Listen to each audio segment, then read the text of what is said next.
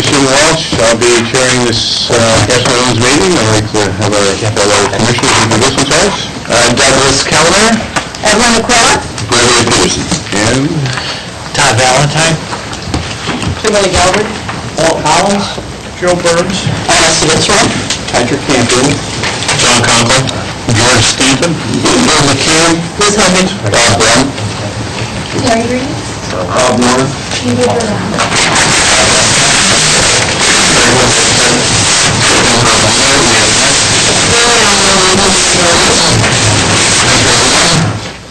Our first order of business for the canvassers meeting.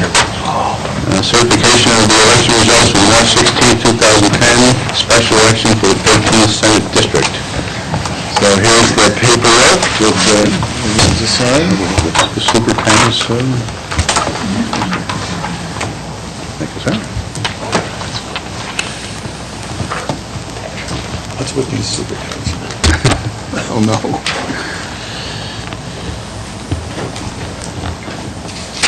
It's probably something psychological.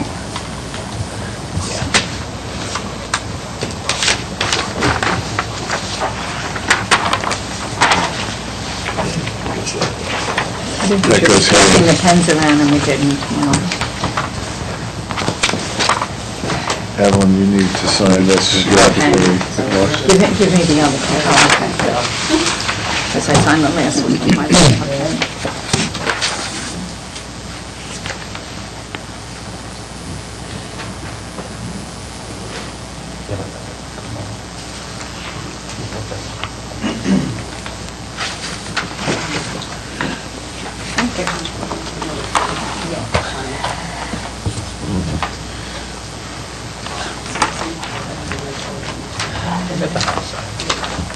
Okay. Bob?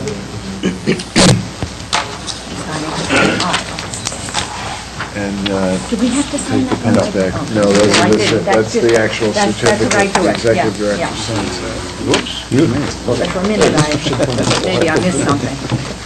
Wouldn't be the first time. Okay, we have successfully completed the Board of Canvassers meetings. Now proceed to the Board of Commissioners meeting. Item number 1, minutes of the March 23rd meeting.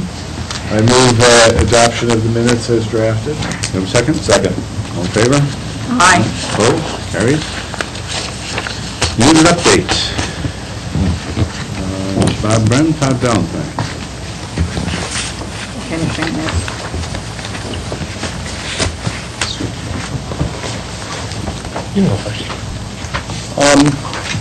Well, several items of note, of course, dealing with the issues. It's always an issue now because of the budget. Well, it has been an issue with the budget. When we had a budget, it's even more interesting now that we don't have a budget from day to day. That does take an awful lot of time between Todd and I and Tom Giroux in the administrative office and OGS, and just to process any activity now. So just so you know, it's a little unclear without a budget how to pay the bills on a daily basis, but somehow we're keeping it going. And I think that's about as clear as it gets at this point. The other major issue that we've been spending a lot of time, getting ready for our conference, took a great deal of time and effort. I think the staff did a great job preparing for it. It was well attended, and we heard a lot of favorable comments from people about the conference. And also, we spent a great deal of time on a number of items, including the MOVE Act this month. I know at our last quick meeting at the conference, we approved some funding to make that process happen. We did submit our waiver application to the FVAP. We are awaiting a communication from them whether or not they have additional questions or whether or not they've accepted it in full. If I had to guess, I'm going to guess they'll have some questions before they accept it. And also, last Friday, we submitted our request, our recommended scope of work under the FVAP program. That was the deadline for the states to have identified that they wish to participate in the federal pilot program and to give our proposed statement of work. And they're estimating at the end of May or early June that the FF will have received back the information from the 6 potential vendors, and we will be able to review with them the best selection for New York State. So that, I'd like to say, is on track, but I hope it doesn't get delayed any further under the federal program, because our goal is to try and be as clear as we can to the commissioners at their June conference as to what direction we will have for the fall. Other than that, I think it's more of the routine work that we've done. Well, yeah, we did kick off the meeting with the auditors from the federal government on the HAVA spending yesterday. We formally had the kickoff meeting. They'll be working on the audit, they estimate from 5 to 6 weeks, but that's, some of that will be here, some of that work will be up at OGS, who has some of the spending records, and they do intend to do visits of selected county boards. They've indicated, at least New York City, and we've given them a heads up. Yeah. And once they figure out what the other counties are, we'll help make those arrangements for them, and then, go along with them to see if they have any questions. And just try to help. They understand how busy the counties will be during this time period. Yes, well, it's not the, They don't care, I understand that. It's not that part of the overall side that they're not the looking best at. time. But they should understand, especially in the smaller counties. Yeah, well, they said they 5 to 6 weeks, so that's, Yeah, not too bad. they're bumping up against the season, certainly on the county level and our level, as far as the space that they occupy, physically occupying the spaces where we have the public, do the Yep. public view, so hopefully they'll be long gone before that gets filed in July, so. And as I said with the budget thing, and one thing you may have heard, and I already discussed this, I mean, the Senate and Assembly did pass the governor's proposed budget containing the furloughs, and that's still something we're working through. So in case you had heard anything about that, I mean, I'm not sure exactly where it stands at this moment. I mean, they passed that, and the budget extender's there for this week, and then how that gets implemented, we Maybe continue to we wait talk more about it guidance. at next month's meeting. Yes. Thank you. Just for the record, there is an attachment in our handouts today, several pages outlining the reports from the various internal units. The reports from the co-executives are in addition to the inserts here. Election operations, Hannah? I'm sorry. Skip legal. You can skip legal if you'd like. Oh, I'm sorry, Laura. Pardon me? That's fine, that's fine. We're happy to skip our, I'm so sorry. Yeah, that's fine, really. Joint reports anyway. That's right, that's right. I was testing Anna to see if she was paying attention. Quite honestly, we really don't have too much to add from our written report. Paul has handled the lion's share of the work in the ongoing litigation matters, the primary ones that we're addressing right now. So after I'm done with just a few routine updates, I'll ask Paul to give you a specific update on those things. Just basically anyone that's required to file a financial disclosure with the Public Integrity Commission, your deadline is quickly approaching. This is probably my last and final warning to all those.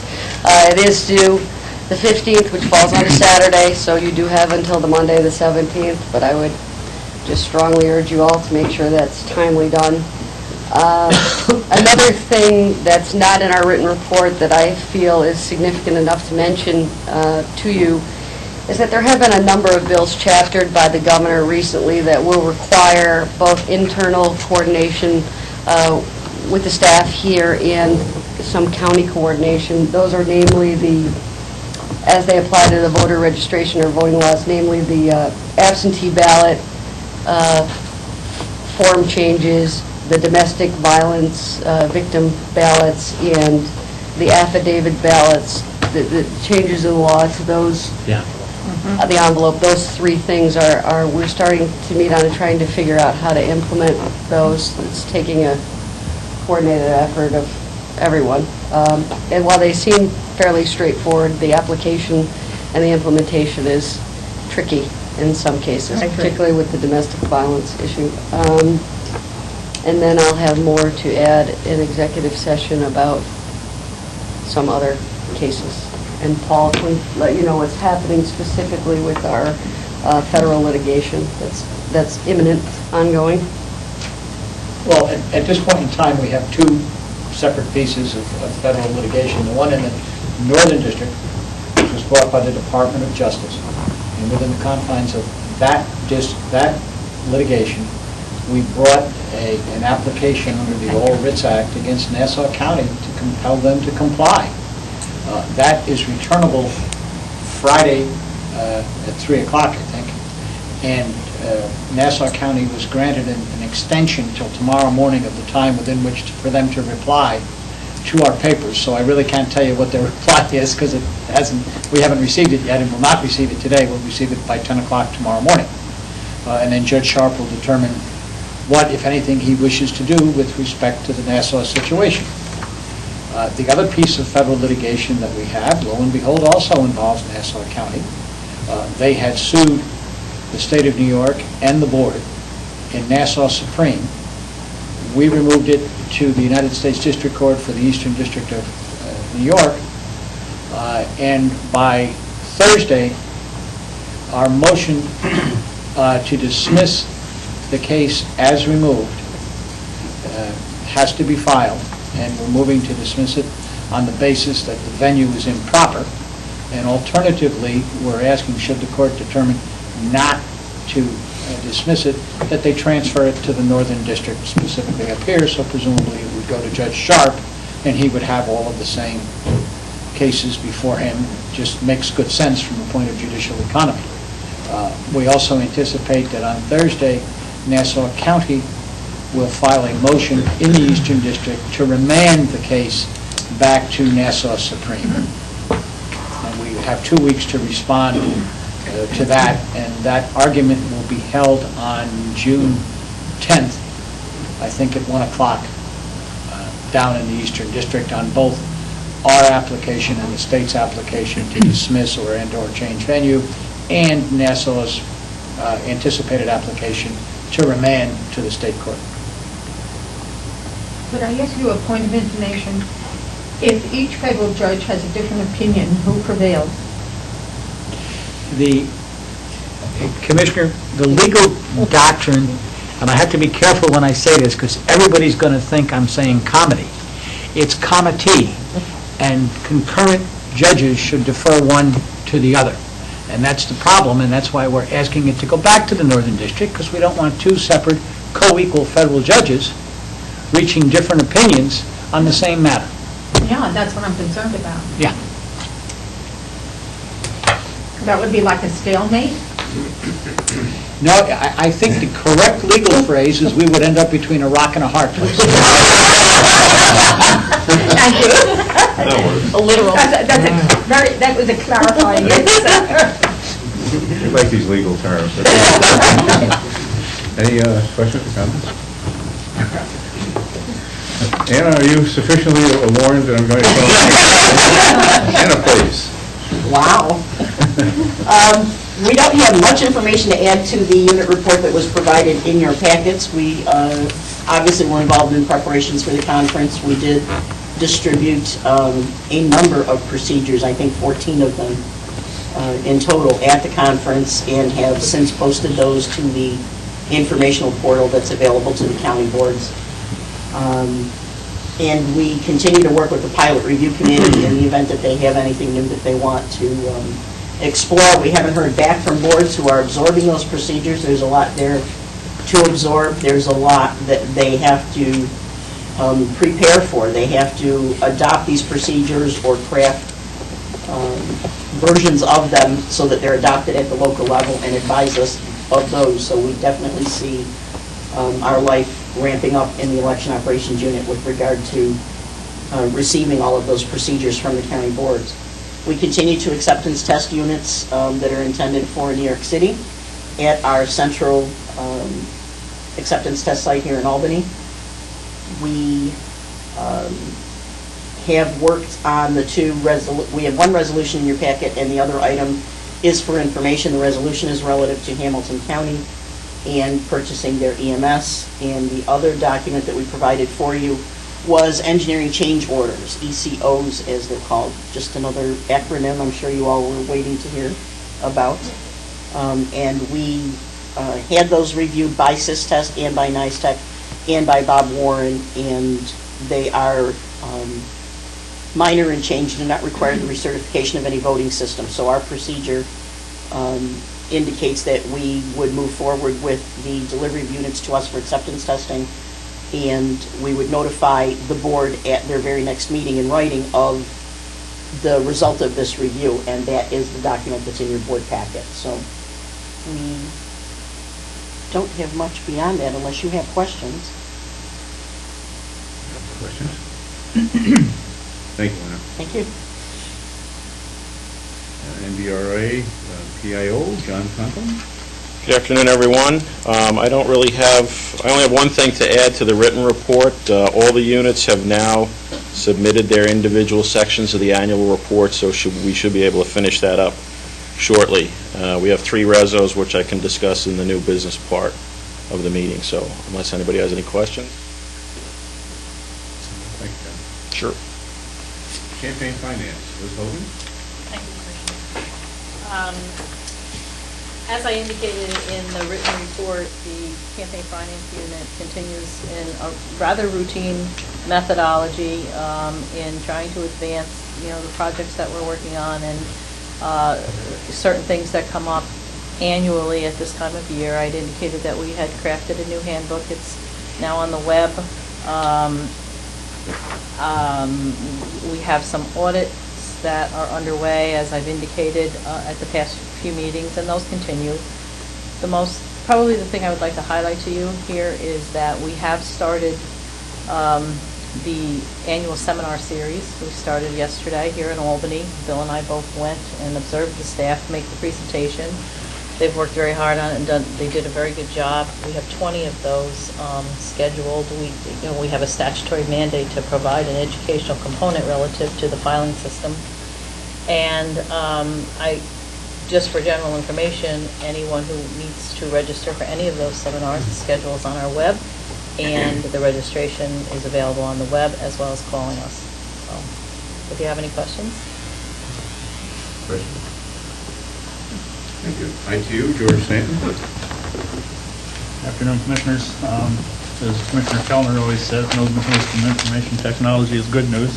Not a lot to add to our copious written report here, which is full of technical terms, but the only thing I do really have to add is that we did do the... George, could you speak up just a little bit? The only thing that I do have to add is that we did do the national change of address processing last week, 11,600,000 and some odd voters. We parsed that data out, sent it to the counties yesterday so they can do their NCOA processing. We did have one vendor come in and demonstrate some interesting software to us. I think their name is CheckFed, if I remember right, and they have a software and hardware which scans checks that could be of use to some of the larger filers in our campaign finance, and they were looking to see if they could somehow capture the data from the check, which they actually do a good job of, and somehow create a file that could be transferred into our filing software, and so that some of the larger filers could use it. And we're going to assist them, as much as we can on that without going way out of our way. It's of no value to us, but it's of value to our filers. So, and that's basically all I have, unless somebody has questions. George, have we ever worked out the problem at New York City? No, we have not. All right, thank you. Item 3, old business. Discussion on the MOVE Act, which is the Military and Overseas Voter Empowerment Act. We'll continue to discuss with the federal voting assistance people where they are going with the program. We are hopeful that the deadlines that they have told us are real, because it's getting to that scary point if they drag it out any further. The RFQ that was released in March was originally supposed to be released in December, and all of the dates kind of got pushed out because of that. But,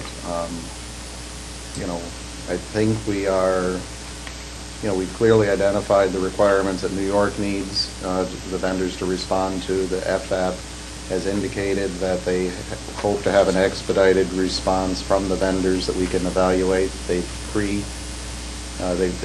told us that the contracts are in place with the 6 vendors, that should we select one of them, they will be able to pay them for the portion of work that they agree it meets the minimum that FAP will pay for. Of course, we did learn during this, as we pointed out in our report, in our conference call with the FAP, the minimum that FAP will pay for does not meet the requirements of the federal, of the MOVE Act itself. So New York put the requirements as our requirements to make sure that we have a system that meets all the requirements of the MOVE Act and not half a pie. So we hope that that will be something that will work. As a resolution approved at the last board meeting, we directed that we work with OGS to make sure that we deal with procurement at the state level for the portion that FAP won't pick up. And Todd and I had 2 conversations with OGS to communicate to them to get that process started, and that our desire that we put in the RF in the scope of work, and it's not a surprise, is that we want a system in place functioning by no later than July 15th. And our goal is, of course, to be able to communicate to the commissioners at the June conference what that selection is. We're hoping, yeah. That's our plan. That's the plan. So Bob, can you explain how the state will fund the unfunded portion of this, and how we could do the contracting in time? OGS felt that it was possible. They would need to move expeditiously with the Office of the State Controller. It probably will take a phone call to the Office of the State Controller just to let them know what time pressure we're under and what the situation is, but it's never over until it's over. The biggest issue is having a state budget in place. We intended to use the 2010 requirement money to pay for the MOVE Act implementation, but we don't have a budget in place to authorize us to use the money the way the governor proposed in the budget. So that's one issue that we need to hopefully resolve. And as an interim measure, at the last meeting, you voted to allow us to take some of the money out of the 2008-2009 requirement money, where the legislature said we could convert some of that aid to locality for a state purpose. So our goal is, until we get a state budget, is to target that money. When we get the state budget, we'll put the money back from the 2010 requirement. But the majority of the issue that I think we have is if the federal contract's in place and the FF program moves as quickly as they do, we'll get the important initial conversion work that needs to be done to be ready for the 15th, and the majority of the work in place by then. And OGS didn't tell us it wasn't possible yet, so we think it's possible. And since it's still going through the process, I don't want to say too much about the procurement effort because I don't want to jeopardize we can talk about it in executive session if you want more specifics. Yeah. Well, this may be a far-out question. Is there any way to get any more money out of the federal? Well, that is a very good question. Because I'm hoping maybe they'd help us. I think it's important. The Congress, the President's executive budget did not include any additional funds for requirement payment, and there was no funds for the MOVE Act implementation. We did hear that the Congress put forward a proposal that they specifically put a MOVE Act appropriation and also a requirements fund application. I know NAS came out with the National Association of Secretaries of State report highlighting the fact that there's still an unmet need out there for the states that have to implement the MOVE, or the HAVA. So there's a need to fully fund the requirement payment, and certainly I think the resolution on the table today to deal with the issue of Hamilton County's funding proves that the counties don't have all the funds they need under the federal program because the federal program never fully funded it. So that, I think it's important to point out to anyone who communicates with their federal representatives that there's still a need in New York State for the Congress to fund the requirements payment. And since they gave us this federal mandate and they claimed that they would give us a MOVE Act appropriation, I think it behooves them to consider making a specific MOVE Act appropriation. Maybe you should speak to a few of our congressmen. I would speak to all of them. Right, good.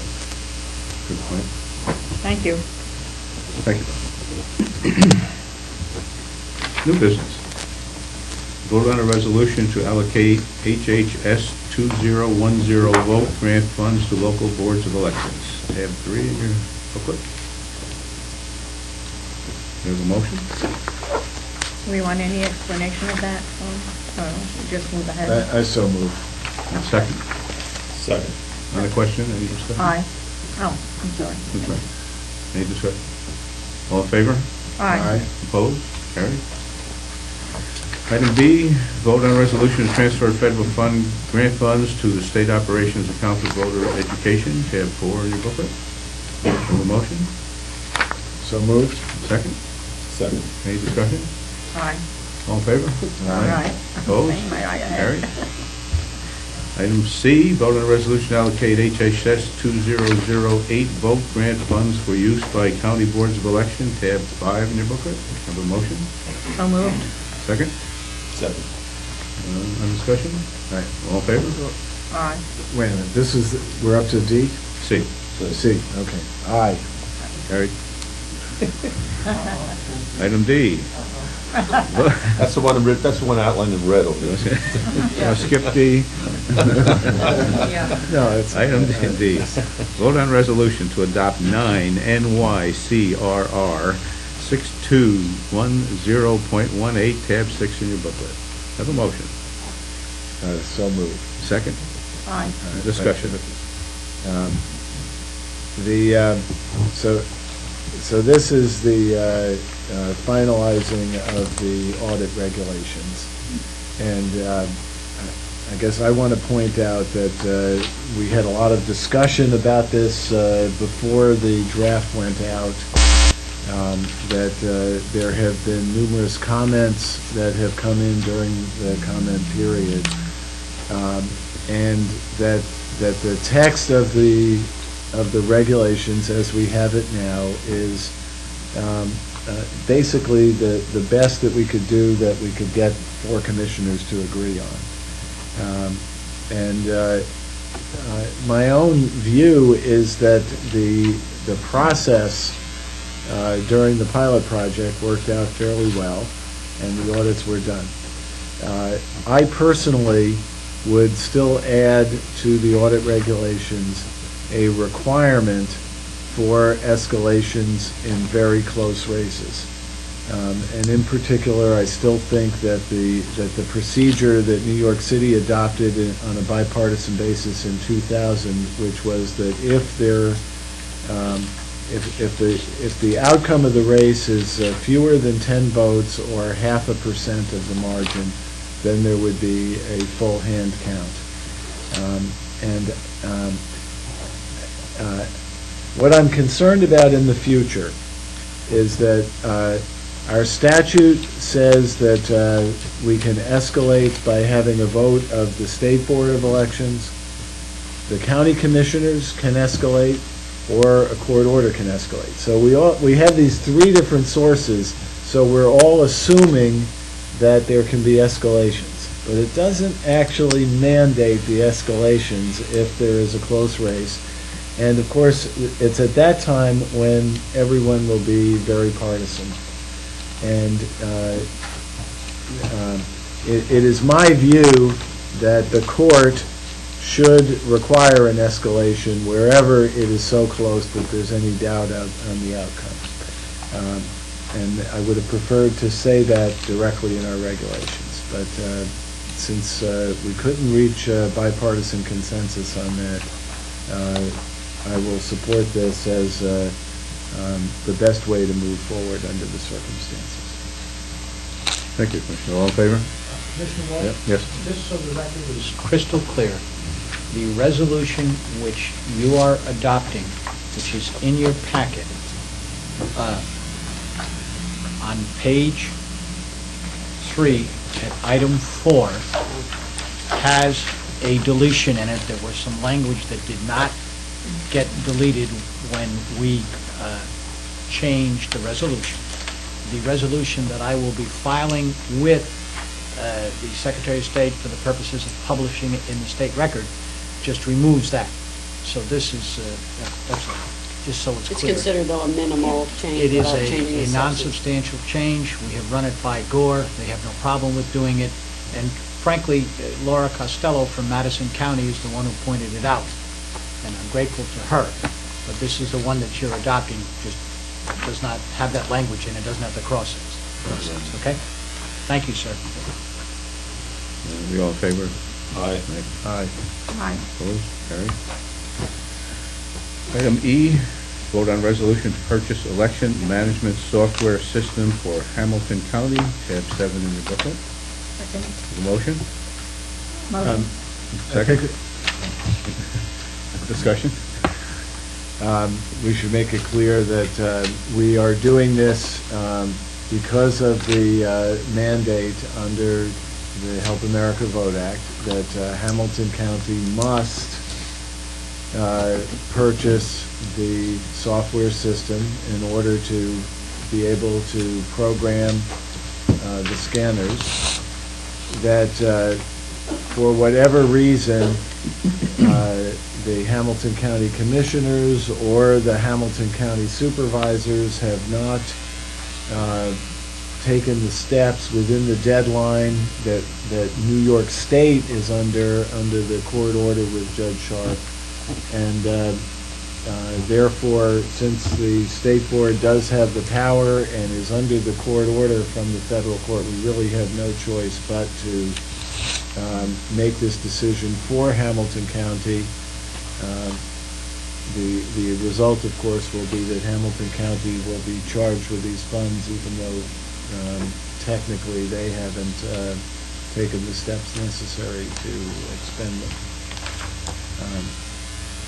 So I do support the resolution for that reason.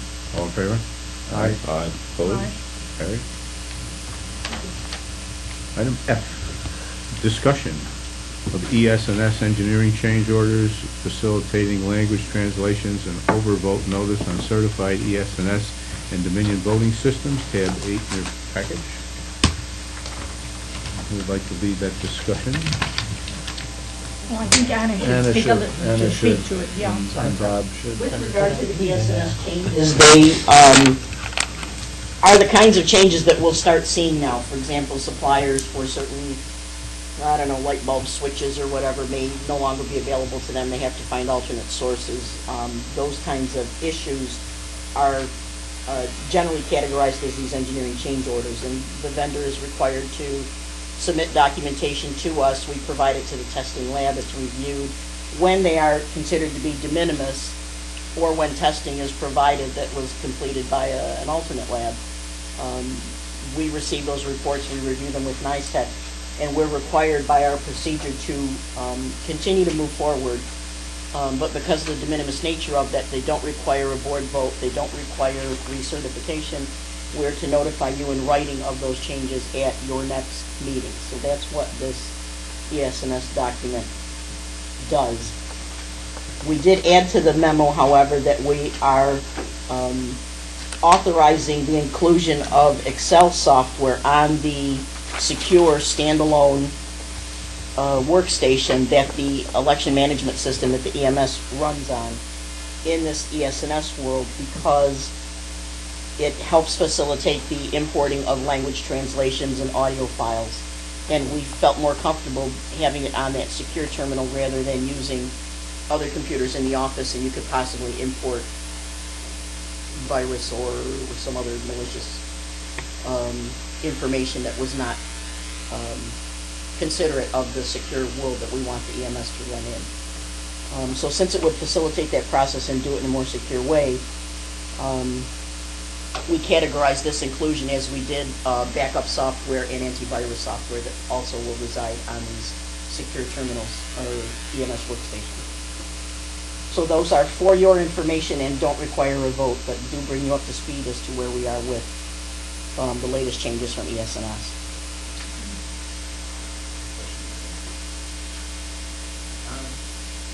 So Anna, within our packet here, you have the overvote notification from ES&S and the blank ballot notice. I guess my concern is that, I understand that the staff has been reporting back to us that it would be infeasible to do these changes prior to this year's elections. And if you could explain why that is in fact the case. And I guess, go ahead, I'll let you start, and then I'll do a follow-up question.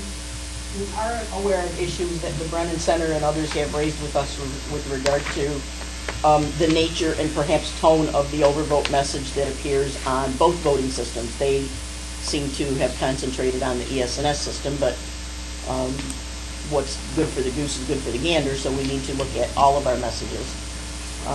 We have had a couple of conference calls with them in discussion. We've had some conversations in-house.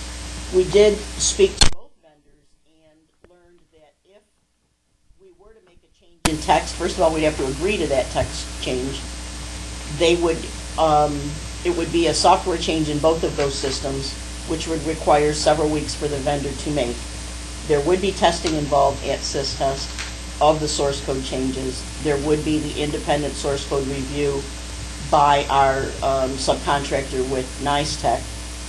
And if there were any functional testing, and we certainly would want to ensure that there was, our own staff would do that so that we could mitigate the costs of this kind of change. What we didn't want to do was, once we added those weeks up, it put us right into petition time. And the boards have so much on their plate already this year that an upgrade at the same time that they were processing petitions and trying to build ballots for the first time ever would, we think, just be another opportunity to diminish the true success of the overall implementation in New York. We were hoping that we could spend our time exploring the language options, discussing with the board if they wanted functional changes as well as textual changes, and then continue to work with the vendors to make those changes through this year and implement them after the election, so that any other upgrades that the vendors wanted to make, either as they're moving through the summer or as a result of the full rollout in the fall, would become part of a single upgrade, and that would certainly eliminate boards having to upgrade every time some particular issue got tweaked, and it would be a more compact process and one that was a lot more manageable. And how would the language option work? I mean, say, take New York City where there's several languages. There's a language icon on the screen so that if you get a message, you can press that icon and it will give you the languages that you can select from, so that you can read it. Yeah, I wasn't sure. Yeah, in the language that you like. No, I know, I saw that, but I wondered. It's kind of hard to see in the photo. If the machine itself would carry as many languages. Yes. It would have to. And Yes. You just push the button and it switches. My point is, that I want to make, I can see why this would not be done quickly, could not be done so quickly. Now, I may be wrong, but in thinking about the language option, to me, it seems like it becomes a harder thing, but maybe not, I'm not technical. So. There are a number of pieces to it, but I think in being responsible to the full rollout this year, we had so many large counties that were not part of the pilot. You know, we need to marshal our resources in that way, but I would certainly like to use the time during the summer to resolve the issues of language and functionality and get that to the vendors so that they can include that work in whatever else they're working on and make an upgrade a single event if the board were so inclined. Yeah. Is that something that we can move forward on, that we're in agreement to do? Yeah, no. In other words, if we follow that timeline, I guess my biggest concern is that we need to start laying the foundations now so that this will be ready when we make the next upgrade of the system. Incorporate it into the other. Right. Yeah, no, that makes sense. Because I understand that the main pushback is that we don't want to do an upgrade before this year's elections that would require acceptance testing and The whole 9 yards, yeah. It's also a major training issue. The counties have been working, and we've worked with them, they've been working to make sure their videos, their training, their manuals, some counties train early, some counties train just in time. But, if we roll something out later in the process, we have to go back and revamp all our training information, and it's hard enough to retool the people from lever to optical scan and train them once, and then if we have to take that new thing out of their mind and train them a new screen. Well, I don't know that just changing the screen. Well, it depends on how much we change. And the functionality, they're recommending that we change some of the functionality. I'm not sure we all agree on that. But I'm just saying, that's where we have to have agreement what we want to do first, and then work with the I don't vendors. mind working through a usability study, and then we also will have the data from this year's elections. I'm personally not pushing to change the functionality. And I think specifically the issue we're talking about is that some advocates are saying that the machine should automatically reject an overvoted ballot. But even what would slow down is to change, the notice that comes with the button is one thing. And that, All I'm change the color of the button, that, the vendors have what- told us that's a functionality. Other than the item also. timing. All I wanted to change is if you go to the ES&S overvote notice page that Anna has here. To me, it's a relatively simple thing to change the screen from the existing screen, which is on the left-hand side, to something like what's on the right-hand side with the graphics, of course, filled in. And, I can see.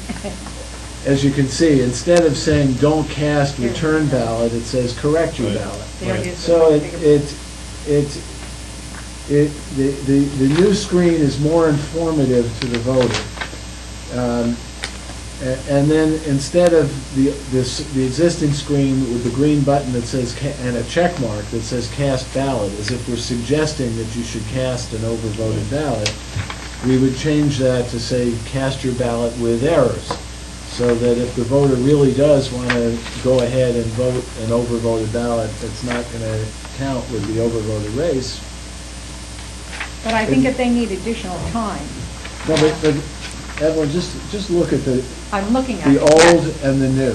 The new is much more informative, and all I'm Right. saying is that Yeah, they are. I don't understand that we would have to do recertification to change the text on the screen, any more than we have to do certification to change the names of the candidates on the screen. There would, because it's source code, there would have to be a new build, and anytime there's a new build, there's a new version number. All right. So that I agree.